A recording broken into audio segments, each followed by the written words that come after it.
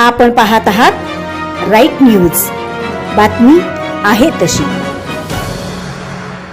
महावितरणमधील कर्मचारी फिरोज बापू पठाण यांच्या सेवा पुस्तकात असणाऱ्या कागदपत्रांमध्ये फेरफार करून बोगस कागदपत्र घालून खोट्या आरोपाखाली तसेच वीज वितरणच्या सेवा विनिमय अधिनियमातील तरतुदींचा भंग करून महावितरण कंपनीच्या नोकरीतून बडतर्फ करण्यात आल्याचा प्रकार समोर आलाय।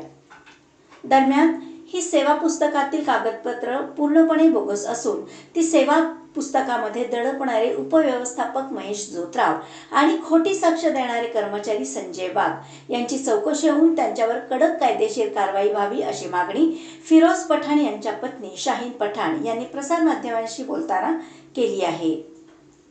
या संदर्भात विश्रामबाग पोलीस ठाण्यात काही दिवसांपूर्वी तक्रार दाखल करण्यात आल्याचेही शाहीन पठाण यांनी सांगितले।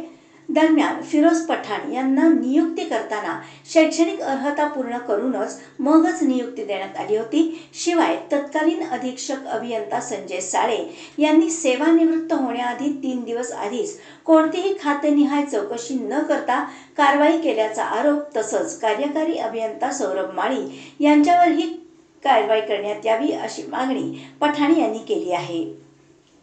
यावेळी शकीरा जमादार, स्नेहल माळी, जनाब पीरजादे, नसरीन पठाण, कृष्णा जंगम आदि उपस्थित होते।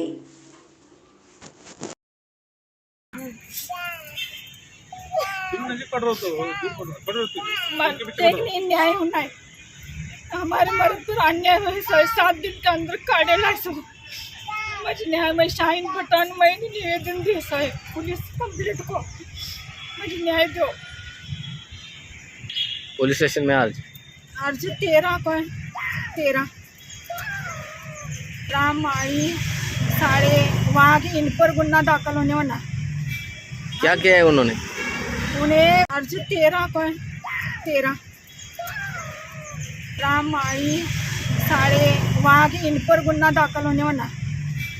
उन्हें बेकायदेशी काढ़ेस है। 7 दिन के अंदर उनकी तकरार के कौन सा यो ले नहीं, 7 दिन के अंदर उनको काढ़े लाए। चौकशी नहीं क्या नहीं, कोणची समिति नेमी नहीं क्या नहीं, झूठे कागज के इस पर ही उनको ये करेला है। कोर्ट में केस चालू है ना? कोर्ट में कितना साल हो गए? कोर्ट में अभी 5 साल चालू है, 5 साल चालू है ना। मालूम है 5 साल में हमें क्या क्या करेला क्या नहीं। मेरे बच्चे का पूरा शिक्षण पूरा सब उद्ध्वस्त है। 1-2 बार तो मरद को अटक आको गए है। आणि सबकी इस पर ये कतो इसकी दूसरे की इस पर जगह सर का जगह ले मुझे न्याय होना है। विचार इस पर ही नहीं, इनके पर गुन्हेश गुन्हा दाखल करने होना।